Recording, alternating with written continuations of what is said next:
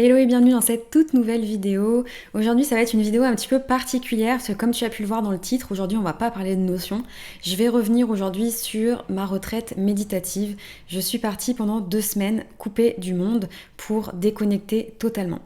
Pendant ces 2 semaines, je suis allée à Madère pour me couper complètement du monde extérieur. Ça veut dire pas d'internet, pas de téléphone, pas de relation, pas de connexion avec le monde extérieur, pas de musique, bref, aucune distraction extérieure. Donc dans cette vidéo, je vais revenir sur ces 2 semaines d'expérience inédite. Je vais t'expliquer qu'est-ce qui m'a poussée à vouloir me couper du monde comme ça pendant 2 semaines, comment est-ce que je me suis organisée et bien sûr comment j'ai vécu cette expérience. Donc avant de rentrer dans le vif du sujet, je voudrais quand même remettre les choses dans son contexte et t'expliquer un petit peu ce qui s'est passé pour moi sur la dernière année qui vient de s'écouler, puisque ça va permettre de mettre en perspective en fait les raisons qui m'ont poussée du coup à vouloir me couper du monde. Pour la faire courte, je viens de vivre l'année la plus riche de mon existence. Durant l'année qui vient de s'écouler, j'ai déménagé 3 fois.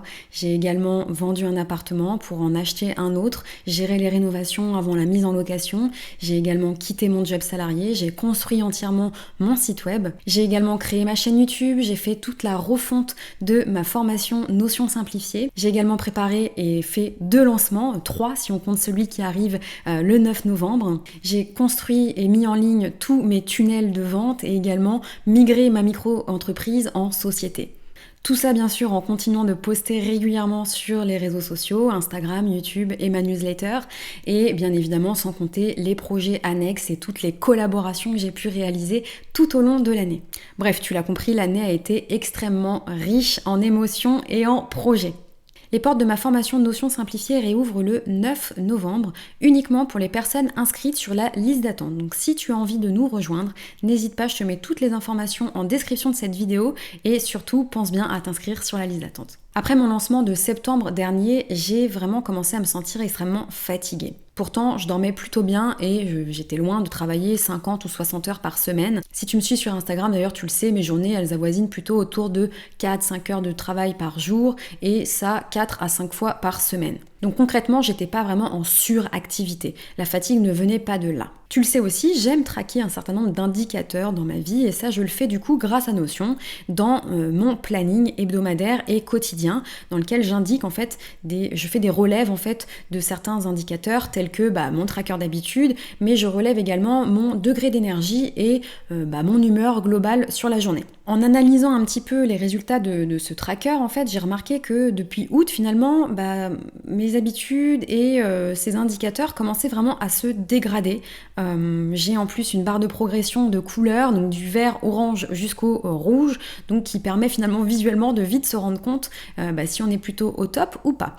Et là, très clairement, depuis août, en fait, ça ne faisait que de se dégrader et je sentais bien de toute façon que je commençais un petit peu à perdre plaisir, à partager sur les réseaux sociaux, donc je me faisais un petit peu plus rare. Grâce aussi du coup à ce suivi d'indicateurs, j'ai pu aller identifier, remonter un petit peu plus haut dans l'année et voir, identifier la période à laquelle mes indicateurs étaient plutôt au vert. Donc a priori je me sentais bien, j'avais un bon niveau d'énergie et une humeur qui roulait plutôt pas mal.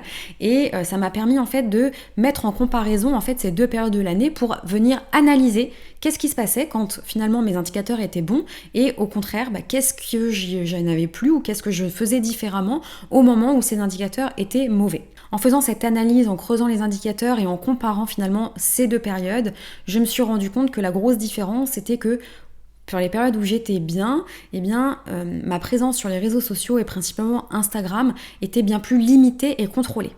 J'avais une planification également plus stricte, avec des créneaux horaires bien définis, dans lesquels j'intégrais énormément de sessions de deep work.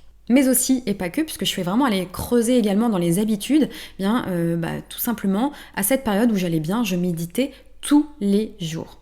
La période de l'année où j'étais vraiment au top, donc où tous mes indicateurs étaient vraiment au vert, c'est la période de l'année où j'étais en train de refondre entièrement ma formation, puisque j'étais vraiment focus, énormément concentrée sur ce projet qui me tenait énormément à cœur et je passais des journées de travail assez intenses, mais je voyais finalement pas le temps passer tellement j'étais pris et captivée par ce gros projet.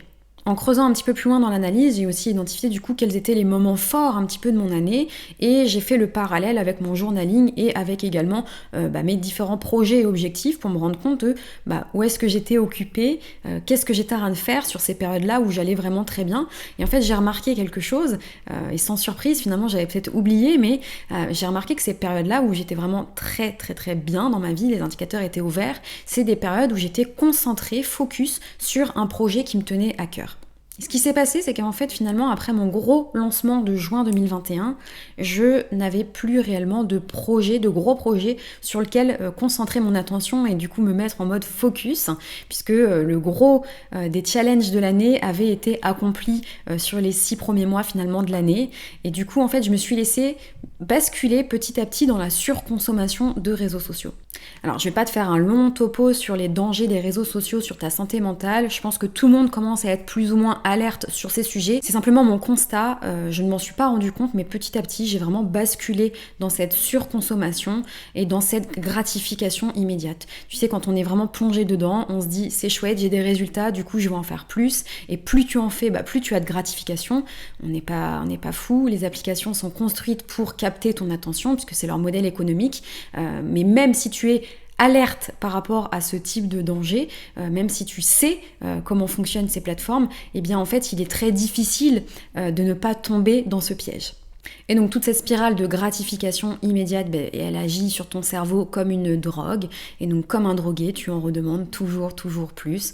Donc si tu ne prends pas la peine de prendre un petit peu de la hauteur sur la situation, eh bien tu te rends même pas compte que tu es complètement aspiré dans la surconsommation de réseaux sociaux. Et n'oublions pas non plus un point important, c'est que j'utilise mes réseaux sociaux principalement pour le business. Donc il y a toujours une petite voix au fond de toi qui, si tu es dans cette situation, va essayer de te rassurer en te disant non mais de toute façon tu en as besoin pour le business, donc tu vas limiter ton temps d'écran, très bien, tu vas passer un petit peu moins de temps, mais tu le fais pour le business, donc c'est nécessaire. Donc tu dois être présente sur ces plateformes puisque ce sont ces plateformes qui t'attirent, qui te permettent de communiquer sur tes offres, ce sont ces plateformes qui te permettent d'attirer de nouveaux clients.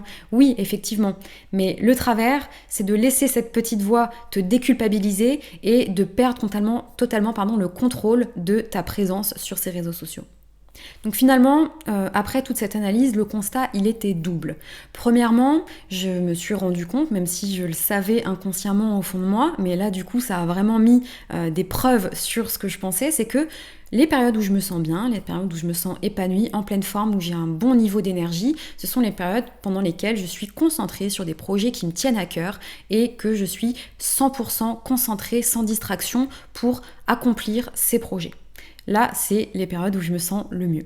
Et à contrario, la surconsommation de réseaux sociaux affecte de façon très dangereuse ma capacité à me concentrer sur de longues périodes sans distraction. Donc après ce constat, je me suis dit stop, il faut que tu fasses une pause et que tu vérifies du coup cette théorie, bien qu'elle était quasiment déjà validée. Et je me suis dit, faisons le test, est-ce que si je me coupe totalement des réseaux sociaux pendant une certaine période, que je me coupe finalement du monde extérieur toujours pendant une certaine période, est-ce que en revenant je vais me sentir mieux, est-ce que je vais me sentir plus apaisée et est-ce que ma capacité à me concentrer sera meilleure? J'ai fait le choix de faire une retraite méditative puisque le lien entre la concentration et la méditation est vraiment très puissant. La méditation, ça consiste justement à entraîner ton cerveau à rester focus et concentré.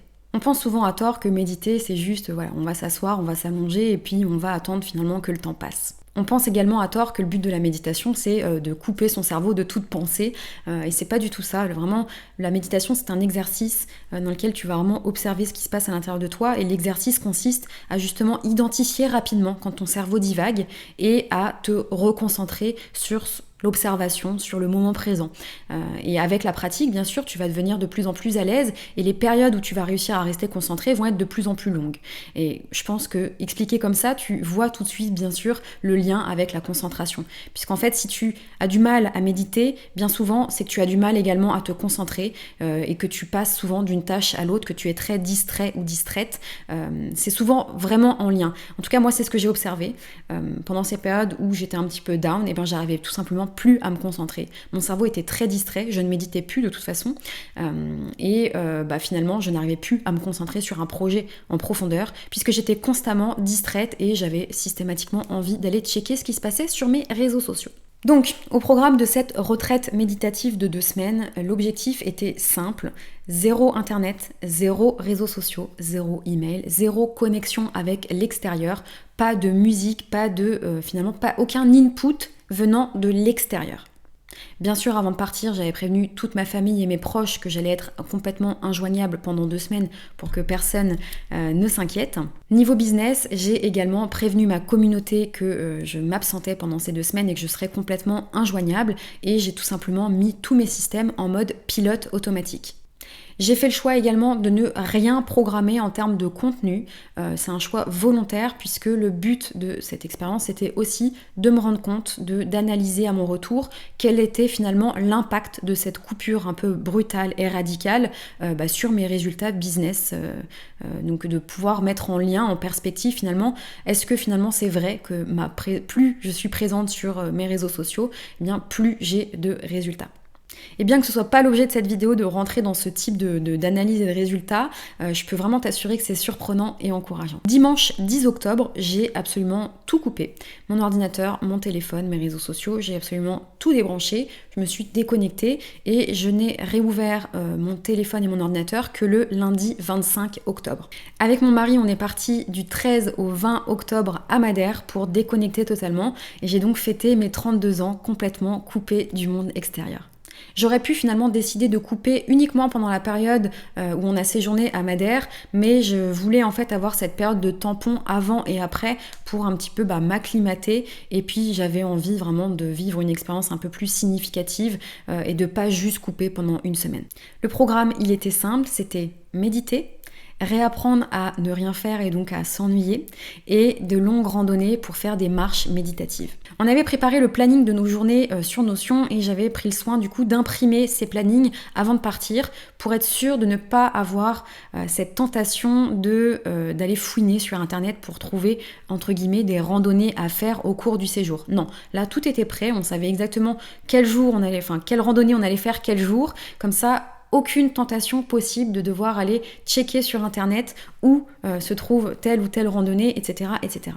Tu l'as compris, la règle d'or, c'était zéro input extérieur, rien qui ne puisse activer notre cerveau. Avant de tout couper, je pensais réellement que ça allait être très dur les premiers jours de me désintoxiquer entre guillemets de ces mauvaises habitudes. Je pensais que j'allais être hyper tentée d'attraper mon téléphone, de me reconnecter à mes réseaux sociaux, de checker mes emails ou autres, mais en fait pas du tout. Je pensais également que j'allais avoir énormément d'idées qui allaient fuser dans mon cerveau du fait en fait de ce long repos. Comme on le sait quand on entreprend, je pense que tu as déjà vécu cette situation. Souvent d'ailleurs on donne l'exemple de la douche. Quand on est sous la douche, on a 10 milliards d'idées et on n'a qu'une seule envie, c'est arrêter de se doucher pour aller noter absolument et rapidement nos fameuses idées pour ne pas les oublier. D'ailleurs j'avais prévu le coup, j'avais acheté un petit carnet spécial pour le voyage et comme tu peux le voir, en fait le carnet il est resté vide puisque en fait ça s'est pas du tout passé comme ça. Je n'ai eu aucune idée pendant ces 15 jours. Ça peut paraître assez surprenant, je vais revenir un petit peu plus en détail après, mais non, je n'ai eu aucune idée fulgurante pendant ce séjour. Et avec le recul finalement, je pense que tant mieux, parce que j'aurais eu du mal à gérer cet afflux d'idées. Je suis quasiment convaincue que j'aurais eu du mal à résister à la tentation de brainstormer et d'activer finalement mon cerveau pour réfléchir sur ces différentes idées que j'aurais eues. Globalement, j'ai vraiment vécu cette expérience comme une délivrance. J'ai eu vraiment la sensation de me délester d'un poids énorme. Alors bien sûr, les premiers jours, j'ai quand même eu envie, j'ai eu cette pensée qui m'est passée par l'esprit de vouloir me connecter ou de me dire « Ah bah tiens, qu'est-ce qui se passe sur les réseaux sociaux ? Ah bah tiens, est-ce que j'ai reçu des mails ? Est-ce que des gens se sont inscrits à ma liste email, etc. etc. » D'ailleurs, ce qui m'a marqué, c'est que lors de la première randonnée, en fait, j'ai eu envie d'attraper mon téléphone pour prendre une photo, mais dans le but, tout simplement, de le publier sur mes réseaux sociaux. Donc c'est là, en fait, que avec le recul, j'ai analysé, je me suis dit, en fait, ça devait être l'une des habitudes les plus ancrées dans ma pratique finalement avec Instagram. Et c'est vrai, puisque à mon retour, du coup, j'ai un petit peu analysé mon comportement Instagram et je me suis rendu compte en regardant les archives que ça faisait plus d'1 an, voire même 1 an et demi, que je publiais des stories absolument tous les jours, sans interruption, week-end et vacances compris. Donc forcément, cette habitude était hyper ancrée de partager avec ma communauté un petit peu mes moments de vie. Donc ça a été ce réflexe, pendant quelques jours, je l'ai ressenti.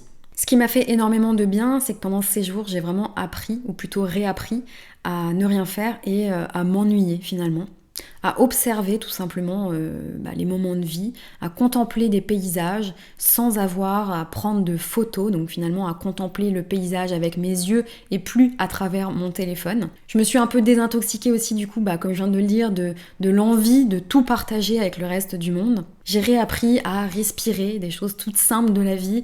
J'ai réappris à observer à la fois ce qui se passe à l'intérieur à travers la méditation, mais aussi l'extérieur. Donc vraiment, comme je te le dis, à observer tout simplement les paysages qui m'entouraient sans attraper mon téléphone, juste à contempler et à prendre plaisir de ce qui était devant mes yeux.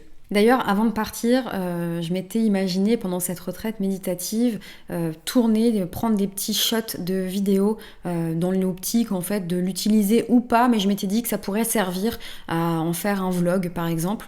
Et puis pendant le séjour, j'ai finalement décidé de ne pas le faire puisque dans cette optique finalement de désintoxication et de plus du tout toucher mon téléphone, eh bien, je voulais vraiment profiter de cette expérience que j'étais en train de vivre sans finalement retomber dans le travers de tiens ça je vais le filmer ou ça je vais le photographier parce que ça va me permettre de faire un super vlog. Comme je te le disais tout à l'heure, j'ai eu vraiment un cerveau vide, aucune idée, en tout cas très peu. Et du coup, ce qui m'a beaucoup perturbée, c'est que j'avais acheté ce petit carnet et j'essayais de me poser le matin ou le soir devant ce carnet pour écrire. Et en fait, il n'y a rien qui venait parce que vraiment, c'est assez incroyable, mais mon cerveau était vraiment vide de toute pensée. Et du coup, j'ai pas voulu me forcer à écrire ou à journaler ou à raconter finalement ce que j'avais fait de mes journées, puisqu'au final, mes journées, t'as vu, elles étaient pas très riches. Méditation, marche, manger, des choses assez simples. Donc je me rappelle exactement ce que l'on a fait. Et du coup, j'ai pas forcé le pli et j'ai décidé de laisser tomber et d'attendre finalement, tout simplement, le moment où j'aurai de nouveau envie d'écrire. Donc finalement, les 4-5 premiers jours, la première petite semaine, ce début de première petite semaine, j'ai eu aucune envie particulière, aucune pensée, j'étais juste bien. C'était un état vraiment assez perturbant et déstabilisant puisque c'est-à-dire que vraiment pour la première fois de ma vie, je pense, je pouvais rester assise comme ça, à ne rien faire, sans m'ennuyer particulièrement. Je profitais juste en fait du moment présent et j'étais juste contente d'être là. Au bout d'une semaine, par contre, c'est vrai que cette notion un petit peu d'ennui, elle a commencé à refaire surface et j'ai ressenti l'envie, en tout cas, d'occuper un petit peu plus mes journées, en plus de la marche et de la méditation. Mais encore une fois, j'avais prévu le coup. Même si, dans l'idéal, j'aurais aimé ne pas lire du tout du séjour, j'avais prévu le coup et j'ai emmené quand même un livre qui n'est pas un livre business, parce que je voulais vraiment, vraiment sortir de toutes ces lectures business que j'ai pu avoir tout au long de l'année. Et du coup, je me suis lancée dans la lecture de ce livre, 21 leçons pour le 21e siècle, de Yuval Noah Harari, qui est vraiment un livre que je te recommande. Dans ce livre, en fait, Yuval expose son analyse en fait sur les enjeux de notre monde, de notre civilisation, de l'humanité en général, de tous les enjeux qu'on va devoir affronter pour ce 21e siècle. Il aborde notamment des thématiques telles que la technologie. Ça, c'est une partie qui m'a vraiment captivée puisqu'il parle énormément de l'intelligence artificielle. Mais il expose également son avis sur les défis politiques auxquels on va devoir faire face. Donc voilà, si ça te tente, n'hésite pas à le commander et à le lire, c'est vraiment un livre que je te recommande. Moi en tout cas, il m'a permis du coup de prendre encore un peu plus de hauteur sur ma petite vie, moi en tant que moi, Céline, et de vraiment me poser des questions et d'analyser un petit peu ce qui se passe à l'échelle mondiale et de comprendre un petit peu, d'avoir une vision un petit peu plus lointaine et plus avec plus de hauteur en tout cas sur ce qui se passe dans le monde et comment est-ce que j'ai envie de faire évoluer mes projets de vie en ce sens. On est rentré de Madère le 21 octobre et donc il me restait 4 jours avant de me reconnecter au monde extérieur. Pour être très honnête avec toi, à partir du moment où on est retourné, donc on est rentré à la maison, j'ai commencé un peu à appréhender justement ce retour parce que j'étais tellement apaisée, tellement bien, j'avais une telle clarté d'esprit, vraiment je le suis toujours, mais j'étais vraiment dans un bien-être profond que j'ai appréhendé en fait ce retour de ce que j'avais peur de retomber dans le vortex. Tu sais, avec les réseaux sociaux, on se dit toujours je vais y passer 5 minutes et je vais juste faire ça, et puis tu relèves la tête, 1h30 tu y étais toujours et tu sais même plus ce que tu étais venu faire. Et du coup j'avais peur de me faire réaspirer par ça. Donc là je sais ce que tu te demandes quand même, c'est rester coupé comme ça du monde pendant 2 semaines consécutives, c'est quand même... alors certains font plus, mais c'est quand même déjà un gros pas. Est-ce que tu n'as pas du tout flanché? Est-ce que tu n'as pas du tout fait d'entorse aux règles que tu t'étais fixées? Et donc pour répondre à cette question, j'ai quand même fait 2 entorses. La première, c'est qu'on avait décidé de ne pas du tout utiliser de GPS, puisque vraiment on ne voulait pas du tout utiliser Internet. Le problème qui s'est posé, c'est qu'on avait réservé un hôtel très éloigné en fait du centre-ville de Madère, très éloigné des villes finalement de Madère, et perché un petit peu en altitude, pour le rejoindre en fait il fallait emprunter des routes déjà elles étaient comme ça, et en plus voilà, des routes finalement qui n'étaient pas bien indiquées, et du coup en fait le premier jour on s'est retrouvé en grande difficulté et on a tout de suite du coup décidé de quand même utiliser le GPS pour se repérer, parce qu'on n'avait pas envie de perdre en fait des heures et des heures à tourner, et du coup finalement, ça aurait entraîné qu'une chose, on se serait agacé.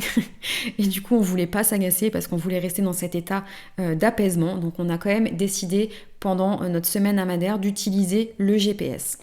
Deuxième entorse, qui était une entorse prévue, j'avais déjà prévu de le faire, c'est que du coup, comme je te l'ai dit, ce séjour, il est tombé pendant mon anniversaire, donc pour mes 32 ans, et j'ai décidé du coup le dimanche 17 d'allumer mon téléphone pendant 1 heure pour répondre en fait aux messages pour mon anniversaire que les gens m'ont envoyé.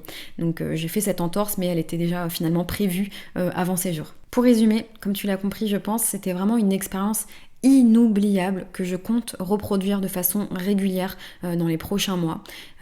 Avec Sam, on est en train de définir un petit peu un planning, mais on pense le faire à raison de 1 fois tous les 2 mois. Donc c'est quelque chose qu'on va bien évidemment reproduire, et on le fera quasiment de la même façon, c'est-à-dire tout couper et partir quelque part pour faire cette retraite méditative. Le fait de me couper comme ça de toute interférence avec le monde extérieur, ça m'a vraiment permis de retrouver une clarté d'esprit inouïe. Il y a de nombreuses questions qui restaient en suspens avant de partir, qui, sans même forcer, sans même y réfléchir, ont trouvé réponse pendant ces 2 semaines de coupure. Il y a également un autre effet bénéfique, c'est que tout ce que j'avais emmagasiné comme information, tout ce que j'avais appris tout au cours de l'année, il y a des notions qui n'étaient pas encore finalement bien digérées. Et bien le fait de tout couper pendant 2 semaines, ça m'a permis d'assimiler et de digérer tout ce que je venais d'apprendre. J'avais également, avant de partir, un certain nombre d'idées qui trottaient dans ma tête, notamment sur des nouveaux projets, mais qui trottaient dans ma tête depuis quelques mois et que j'avais du mal à assembler pour en créer vraiment un projet. Et bien tout ça, en fait, ça s'est assemblé de façon naturelle pendant ces 2 semaines, et encore une fois, sans même y penser. Pour conclure cette vidéo, comme tu le sais, on est en plein boom de cette économie de l'information et du divertissement. Alors ça a ses avantages, mais forcément, quand il y a des avantages, il y a également des travers que ça implique. Les travers souvent que ça implique, c'est que effectivement, rares aujourd'hui sont les personnes qui savent s'ennuyer, qui savent attendre patiemment quelque chose sans avoir besoin de se distraire. Tu l'observes d'ailleurs très facilement sur les quais de la gare, ou dans un aéroport, ou encore dans une salle d'attente chez un médecin ou autre. Tu ne vois plus personne qui n'ait pas rivé la tête sur son écran en train de scroller indéfiniment sur son téléphone. Ça m'a d'ailleurs forcément interpellée quand on est arrivé à l'aéroport. Nous, on n'avait pas nos téléphones puisque ils étaient bien enfouis au fond de la valise. Et du coup, ça nous a permis d'observer ce qui se passait autour de nous. Et sans surprise, tout le monde était les yeux et la nuque baissés, rivés sur son écran de téléphone ou de tablette. On a même vu du coup, bien évidemment, des enfants complètement captivés par ce qui se passait sur les écrans. Et nous, finalement, on était un peu les 2 seuls à observer ce qui se passait autour de nous et à attendre patiemment que notre avion, qu'on puisse embarquer finalement finalement. Et le point culminant, ça a été quand on est arrivé du coup dans l'avion, au moment du décollage et de l'atterrissage également. Bien, il suffit d'observer autour de soi et le comportement qui est devenu naturel chez les gens, c'est de filmer ou de prendre des photos et tu vois tout le monde en train de le poster sur ses différents réseaux sociaux, principalement Instagram, de rajouter une petite story, bref, tout ce qu'on fait un petit peu au quotidien. Hein.